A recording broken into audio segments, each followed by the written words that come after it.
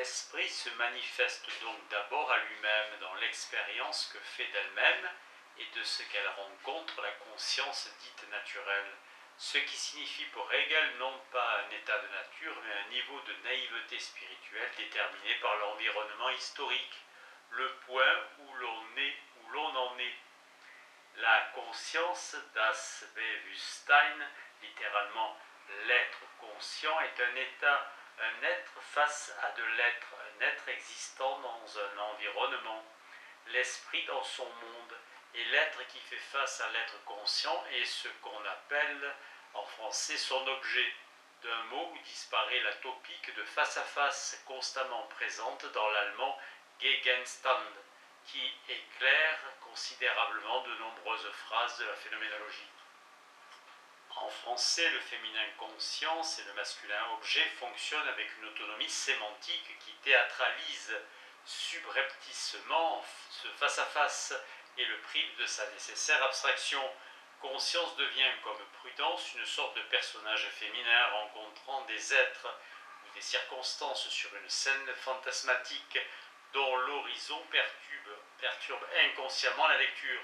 Il est vrai qu'à l'inverse, dans le moment décisif de la conscience de soi, au chapitre 4, le concept allemand Selbstbewusstsein connote l'état et le contenu de la conscience de soi d'un facteur psychologique de confiance en soi, sinon d'arrogance, qui peut soutenir la lecture de plusieurs passages des chapitres 5 et 6. Dans le long apprentissage du vrai, l'esprit comme conscience va peu à peu gagner en assurance et comprendre que ce qui se tient face à lui, non comme un miroir, mais comme un monde opaque, c'est lui-même qu'il est ce qui lui fait face comme un autre que lui, et qu'il peut ou doit y agir et être soi, faire ce qui est sien soi, et que ce qui est soi totalement sien. Et quand cette identité est posée au terme du 6e chapitre du livre, la réconciliation objective ou historique de la conscience et de la conscience de soi, ainsi produite, peut être de nouveau intériorisée dans le moment religieux de l'esprit, où esprit finit par se confondre avec Saint-Esprit,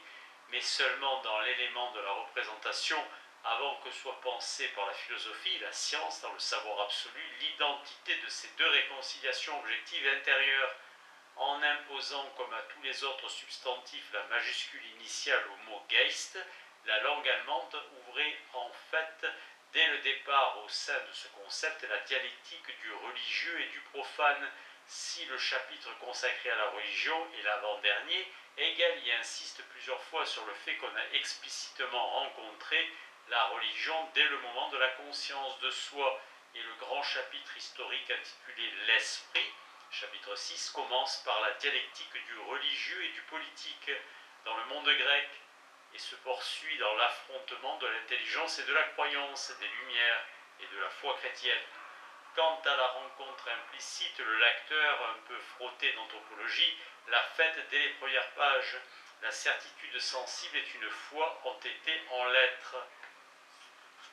La perception fétichise la chose et l'entendement postule une entité suprasensible qu'on peut dire métaphysique.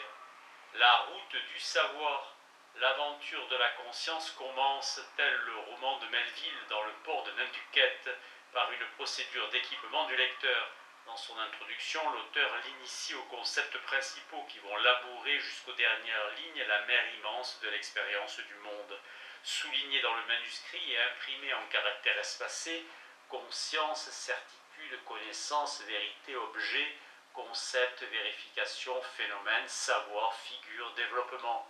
Il faut l'équiper et le prévenir, ce faisant que le voyage sera long, miné et menacé par des doutes croissants, désespérants. Il faut que le lecteur sache, avant de continuer, que ce désespoir est précisément l'ange du mouvement.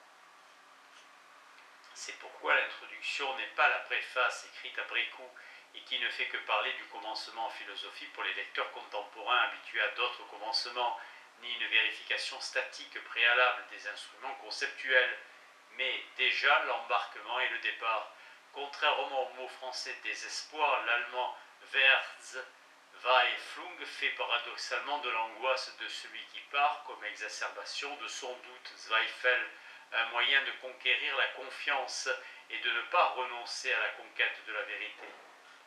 En un mot, le principe moteur. Il se pourrait bien que le précepteur Hegel ait utilisé avec ses pupilles à Berne et Francfort le manuel éducatif de Joachim Heinrich Campe,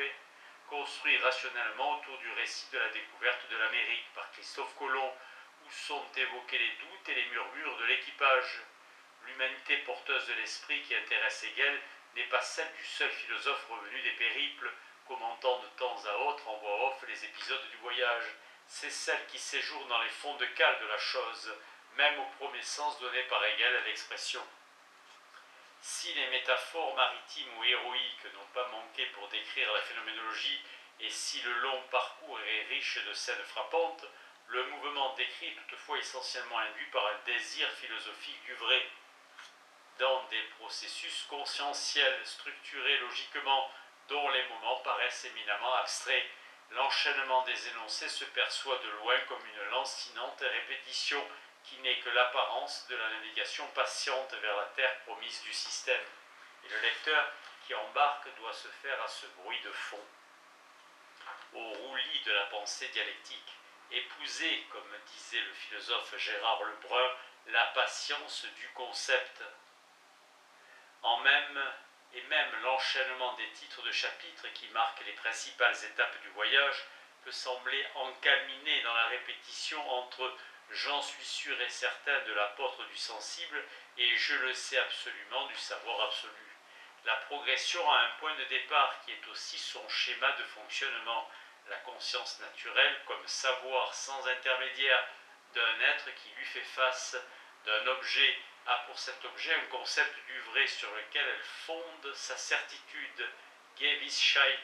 et cette certitude est celle du Thomas de l'Évangile. Elle croit que cet être est, parce qu'elle le voit avec ses sens et ne doute pas de ses sensations. Cette certitude sensible, c'est le titre du chapitre 1, est le premier des moments du savoir conscient qui exprime dans ce que Hegel appelle des figures de la conscience. La figure est chaque fois la totalité de la conscience et de son concept du vrai à un moment donné du développement de sa quête. Ce concept correspond au point où elle en est de son voyage vers le savoir absolu. Das absolute Wissen. Une fois qu'elle l'a annoncé, elle procède alors à la vérification de l'adéquation de ce concept du vrai à l'objet qui lui fait face. Concept, notons-le, se dit en allemand Begriff et connote directement la saisie, la compréhension comme captation, préhension. La deuxième figure de la conscience porte plus explicitement encore ce sens quasi concret. Il s'agit de la perception dont l'objet est la chose porteuse d'un nom correspondant à ses diverses qualités. Elle a un concept du vrai qui est la négation du concept défendu par la figure précédente, la certitude sensible. La troisième figure est l'entendement der Verstand, dont l'objet est le concept et la force au sens de la physique classique, soit la négation du concept du vrai défendu par la perception, et ainsi de suite, mais de façon de plus en plus complexe, car ce qui est nié, dépassé et aboli est toujours conservé en tant que nié, ou plus exactement intériorisé. Et ce processus de dévoilement par négation, puis négation de la négation, est aussi le mouvement intérieur à l'expérience de chaque figure de la conscience, vérifiant si son concept fonctionne. Dans le cas de la certitude sensible, les objets ici, maintenant, et ça posé comme être en soi singulier, par la conscience qui croit énoncer ainsi la vérité de son objet, s'avèrent être des êtres en soi non pas singuliers, mais universels. La conscience pose alors comme étant le vrai, l'ici, le maintenant, le ça estimé vrai par un sujet, soit la négation du premier objet, lesquels s'avèrent à leur tour universels. La conscience pose alors dans un troisième temps comme étant le vrai la relation des deux moments opposés, l'ici, le maintenant et le ça montré ou désigné qui s'avèrent eux aussi être un en soi universel, négation de la négation. Le premier objet de la connaissance est devenu sans concept, son premier concept est devenu sans objet. Le nouvel objet de la connaissance, la chose, l'être en soi universel, sera donc l'opposé, la négation simple du premier. Ce qui complique encore le récit, c'est qu'à chacune des figures de la conscience, relevant d'un type déterminé de certitude et de vérité, de conviction d'avoir balayé les certitudes illusoires, dépasser le niveau phénoménal et atteindre l'essence de ce qui est vraiment, correspond en général non pas à un stade de l'hominisation, mais à un moment de l'histoire de la philosophie, ou un type de philosophie représenté à diverses époques. Ainsi, derrière la certitude sensible du premier chapitre, qui pourrait sembler naïve, Hegel engage d'une part une référence aux présocratiques, Héraclite, Protagoras, Parménide, d'autre part une polémique avec son contemporain Jacobi et son apologie du sentiment et de la croyance. Dans le chapitre suivant, il est en dialogue avec Locke, Spinoza et quelques autres, dont certains ont disparu de la scène. Dans le chapitre 3, Force et entendement, on croit entendre beaucoup Leibniz, un peu Herder, parfois Kant et Hume, et même Heidegger.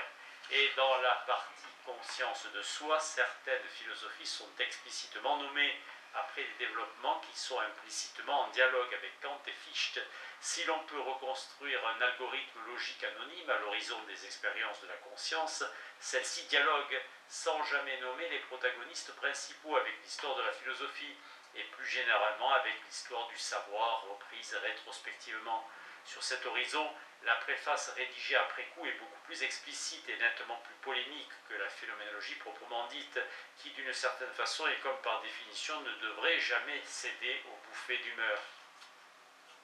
On ne s'étonne donc pas que de nombreuses lectures de la phénoménologie en aient traqué l'architecture interne sans jamais parvenir à y observer, malgré l'apparente simplicité et la répétitivité de la procédure, un ordre homogène où se serait tressé logique, histoire des sciences, histoire de la philosophie, histoire des hommes, psychologie critique de la conscience, voire construction métaphysique. L'histoire de la réception de la phénoménologie est une longue complainte autour d'un sentiment d'hétérogénéité, voire de désordre, qui contraste avec l'apparence sérénité des grands rangements dialectiques du système développé 10 ans plus tard par Hegel dans l'encyclopédie, puis redéveloppé devant les étudiants dans les cours sur la philosophie de l'histoire, de la religion ou de l'art.